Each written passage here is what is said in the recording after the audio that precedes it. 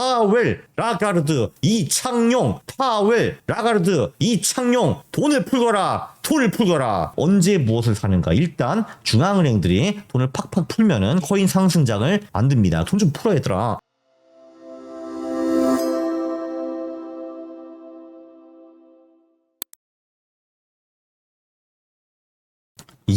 안녕하십니까 할러님들, 왕국입니다. 네, 제가 최근에 코인 영상을 많이 안 찍었죠. 크게 반성하고 있습니다. 그래서 언제 어떤 코인이 오르는가 그런 거를 좀 말씀드릴게요. 최근에 따끈따끈한 논문 2개가 나와가지고 그거를 좀 소개해 드리려고 합니다. 네, 일단 첫 번째 논문. 일단 이거를 앞서서 몸과 마음이 건강한 사나이는 일요일 오후에 무엇을 하는가? 할 게 당연히 이거밖에 없죠. 당연히 새로운 금융 논문 나왔나 뒤져봅니다. 그리고 최스를 둡니다. 최스 끝나면 다시 뒤져봅니다. 그래서 코인 논문 2개를 찾았거든요.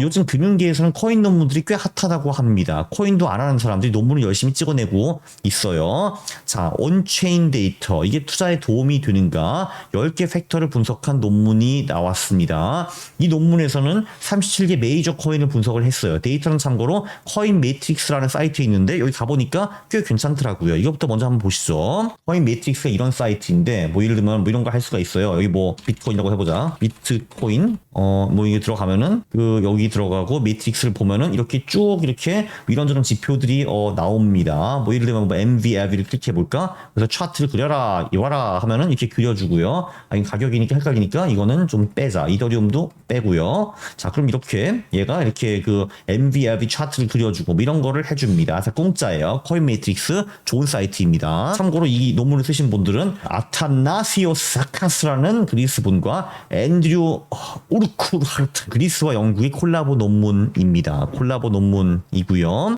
네, 일단 코인의 온체인 지표는 주식의 재무제표와 비슷하다라고 보시면 될 것 같습니다. 여기서 제가 배운 거 하나 있죠. 시가총액보다는 실현가치, 영어로 realized cap이라는 것이 더 중요하다라는 겁니다. 자, 일단 시가총액이 낮은 코인의 수익률이 시가총액이 높은 코인의 수익률보다 높다라는 건 저도 이미 알고 있었습니다. 한마디로 소형 코인의 수익률이 대부분 대형 코인보다 높다라는 거죠. 자, 여기 보시면은 자, 37개 코인 중에서 시가총액이 상대적으로 낮은 코인, 높은 코인 이쪽의 수익률이 훨씬 더 높죠. 그죠? 주간 수익률인데.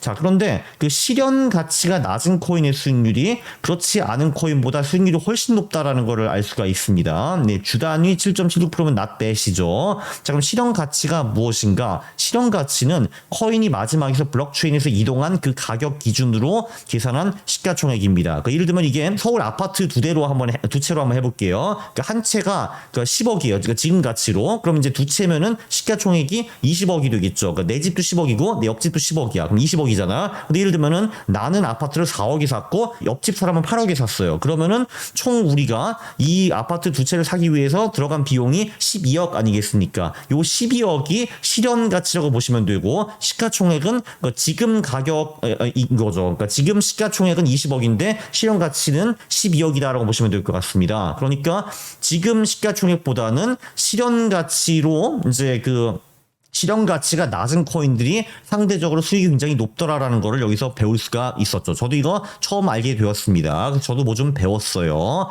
저 혼자 배우면 안 되지. 다 그런 나눠드립니다. 이렇게. 자, 그리고 실현 가치가 시가총액보다 상대적으로 낮은 코인이 유리합니다. 그러니까 비트코인 같은 경우는 실현 가치가 상대적으로 낮은 편이에요. 왜냐하면은 사토시 같은 사람이 비트코인 가치가 정말 거의 빵원이었을 때 그 10%를 가지고 있었는데 그걸 아직도 가지고 있잖아요. 그렇죠? 그래서 그 비트코인 같은 경우는 상대적으로 굉장히 오래전부터 코인을 사가지고 계속 전부하는 사람들이 많기 때문에 실현 가치가 상대적으로 좀 낮은 코인이다라고 볼 수가 있습니다. 그래서 여기 NUPL이라는 지표도 있어요. 이거는 시가총액 마이너스 실현 가격 나누기 시가총액이라는 지표입니다.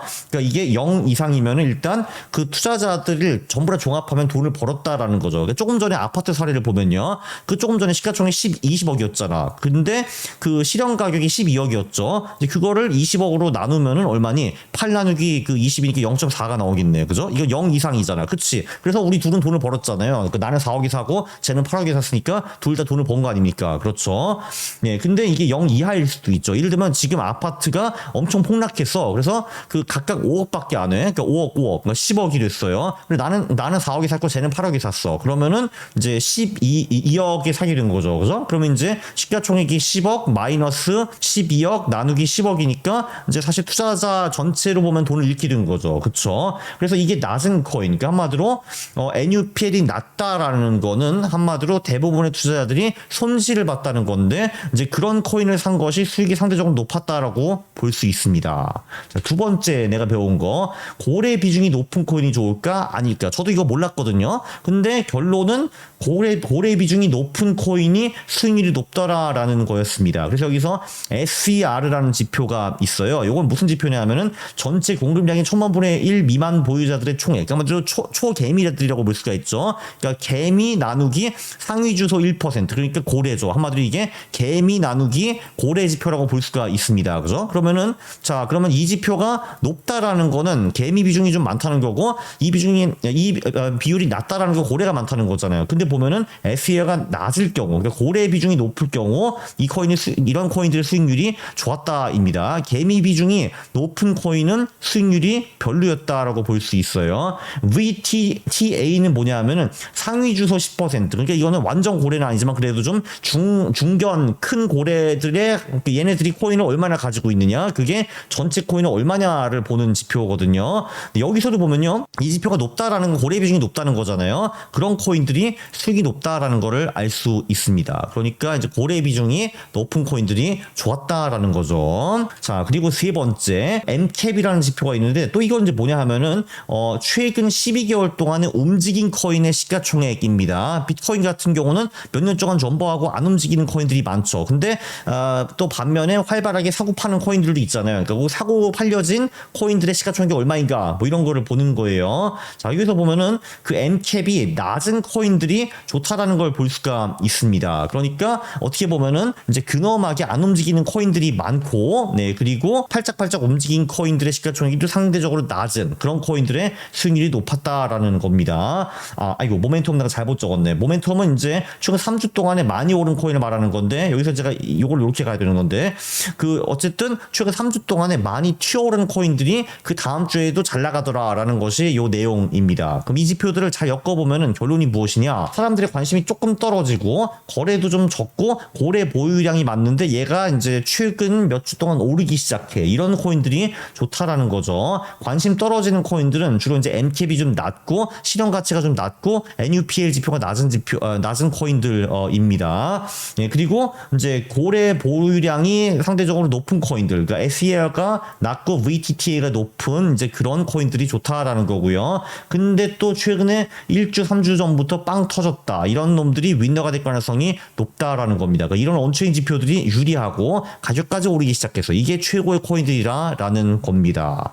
자, 여기서 이제 두 번째 논문이 있는데 얘가 말한 거는 잠깐 그게 핵심이 아니잖아요. 그러니까 많은 코인들 중에서 뭘 살지는 조금 전에 그 논문으로 정해도 돼. 인정. 왜냐면은 이 두 번째 논문 쓴 사람도 첫 번째 논문을 읽었더라고요. 자, 근데 그게 지금 중요한 게 아니잖아. 코인 시장이 박살나면은 뭐 비트코인이든 알트코인이든 뭐 NUPL이 좋든 SER가 좋든 나쁘든 그냥 다 망하는 거잖아. 그 말도 일리가 있습니다. 그러면은 코인 시장에 가장 큰 영향을 미치는 지표는 무엇인가? 그 저자는 동화량이라고 정리를 했습니다. 네, 그리고 앱스트랙트에서 벌써 나왔어요. 이제 ML이 이제 통화량인데 통화량이 그 비트코인 가격의 움직임의 65%를 설명해 준다. 뭐 이런 말을 했거든요. 그래서 사실 앱스트랙트의 논문의 중요한 얘기는 이미 다 나왔습니다. 네, 그리고 이제 논문을 그래도 제가 좀 더 자세히 들어봤는데 2020년 이후 코로나 이후부터는 코인뿐만이 아니라 주식도 통화량과 상관관계가 완전 높아졌다. 코로나 전엔 그 정도는 아니었다. 근데 정말 코로나 후에는 통화량이 오르면 주식과 코인도 오르고 통화량이 떨어지면 주식과 코인도 폭락하고 이 장이 지속되었다라는 주장을 했습니다. 그래서 이런 차트를 들고 왔는데요. 저자가 비트코인 가격이 보시면은 이때 미국 통화량이 오히려 좀 빠지고 있잖아요. 이제 빠지고 있는데도 불구하고 비트코인 떡상했습니다. 그래서 관계가 별로 없었다라고 볼 수가 있는데, 자 이제 코로나부터 통화량이 미친 듯이 늘어났죠. 쫙 올라왔는데 코인 가격도 쫙 같이 올라가게 됩니다. 그리고 통화량이 빠지니까 가격도 같이 빠졌고요. 통화량이 다시 오르니까 코인 가격도 다시 오르는 모습을 보이고 있습니다. 그래서 20년 후에는 통화량과 코인이 같이 간다. 뭐 이런 내용의 논문이었어요.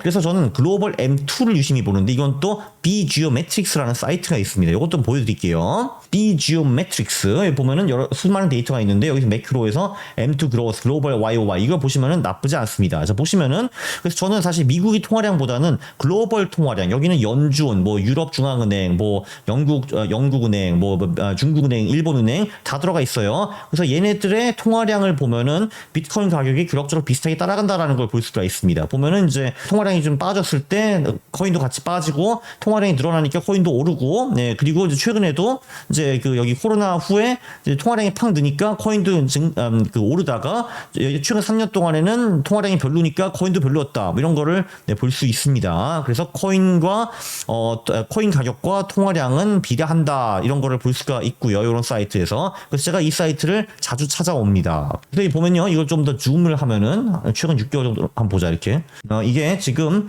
한 6월 17일까지는 통화량이 횡보하다가, 자 이때가 103.7조였거든요. 이때부터 오르기 시작했습니다. 쭉쭉쭉 올라가지고 9월 말까지 107.9조까지 갔는데, 그 후에 아쉽게도 좀 떨어진 모습을 보였습니다. 그게 좀 슬펐어요. 통화량이 올라야지, 그래야 내가 돈을 벌지 않겠습니까? 코인으로 돈을 버는 건데 조금 아깝습니다. 돌아가 보면은 석 달 만에 103.7조가 107.9조까지 왔는데 4조가 늘었어요. 근데 이게 지금 2주 만에 다시 106.8조로 줄어버렸습니다. 이런 제길. 돈 좀 풀어 얘들아. 그리고 이게 코인 가격이 반영되는데 10주 걸린다는 뇌피셜이 있는데, 그거는 맞는지 안 맞는지 잘 모르겠습니다. X에서 어떤 분이 주장을 그렇게 하시고 그럴듯한 차트를 옆에 붙였는데, 그게 늘 맞는지는 저도 잘 모르겠습니다. 네, 한마디로 통화량이 이제 먼저 오르면은 10주 후에 비트코인 가격이 따라간다. 또는 통화량이 빠지면 10주 후에 비트코인 가격이 빠진다. 뭐 이런 내용이었습니다. 네, 그래서 요약. 언제 무엇을 사는가? 일단 중앙은행들이 돈을 팍팍 풀면은 그게 코인 상승장을 만듭니다. 근데 레그가 좀 있습니다. 당장 그 돈을 푼다고 코인이 오르는 게 아니라 좀 시간차를 두고 오른다. 뭐 이런 말이고요. 네, 그때 실현 가치가 낮고 비용이 아니고 고래 비중이 높고 모멘텀이 붙은 그런 코인들을 사는 것이 그냥 비트코인을 사는 것보다 더 유리하다. 이런 거를 우리가 두 개 논문에서 배웠습니다. 네, 마지막으로 물러가기 전에 또 복창을 한번 하겠습니다. 파웰, 라가르드, 이창용, 돈을 풀거라. 네, 이제 물러가도록 하겠습니다. 네, 구독과 좋아요 부탁드립니다. 싫어요를 누르시면 제가 매우 싫어합니다. 감사합니다.